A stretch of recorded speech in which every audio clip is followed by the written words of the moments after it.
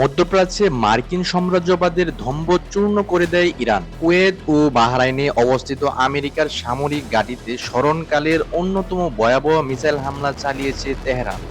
ঘটনার সূত্রপাত হয় পারস্য উপসাগরের হরমুজ প্রণালী ও ক্যাশম দ্বীপকে কেন্দ্র করে। ওয়াশিংটনের নির্দেশে মার্কিন বাহিনী সেখানে একটি ইরানি তেলবাহী জাহাজ এবং একটি টেলিযোগাযোগ টাওয়ারে কাপুরুষ রচিত হামলা চালিয়েছে। হোয়াইট হাউস ভেবেছিল ইরান চুপ থাকবে, কিন্তু ডোনাল্ড ট্রাম্পের নীতিকে বুড়ো আঙ্গুল দেখিয়ে তেহরান মাত্র কয়েক ঘন্টার ব্যবধানে ভয়াবহ আঘাত হানে।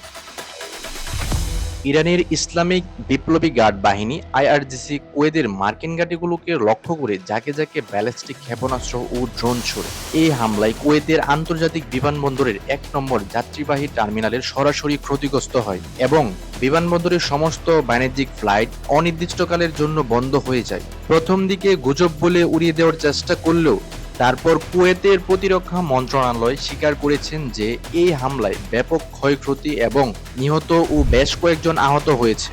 একইভাবে বাহরাইনে অবস্থিত মার্কিন নৌবাহিনীর ঘাঁটিতেও ইরানের অন্তত ৩টি ক্ষেপণাস্ত্র নিখুঁতভাবে আঘাত হানে।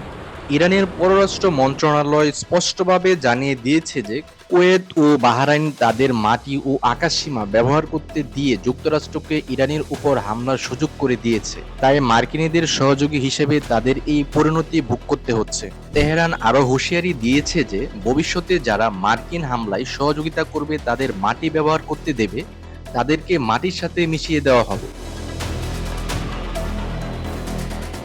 এই নজিরবিহীন হামলার পর পশ্চিমা শিবিরে কাঁপন ধরেছে। এদিকে চীন এই ঘটনার গভীর উদ্বেগ প্রকাশ করেছে। বেইজিং মার্কিন আগ্রাসনের পরোক্ষ নিন্দা জানিয়ে সব পক্ষকে কূটনৈতিক উপায়ে স্থায়ী যুদ্ধবিরতির আহ্বান জানিয়েছে।